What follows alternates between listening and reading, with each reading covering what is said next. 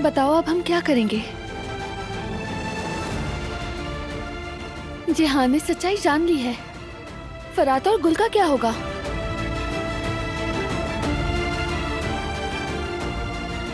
नहीं जानता।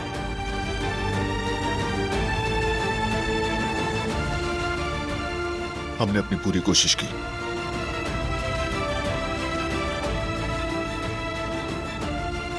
मगर ऐसा होना तय था।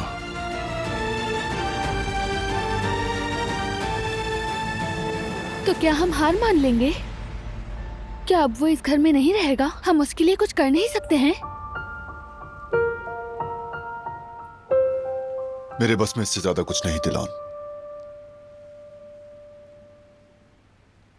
कैसे नहीं है बारान? तुम इस घराने और खानदान के सरबराह हो। तुम जो कहोगे वही होगा। बराहे करम उन्हें जाने मत दो। कम से कम गुल को तो। मैं समझता हूं,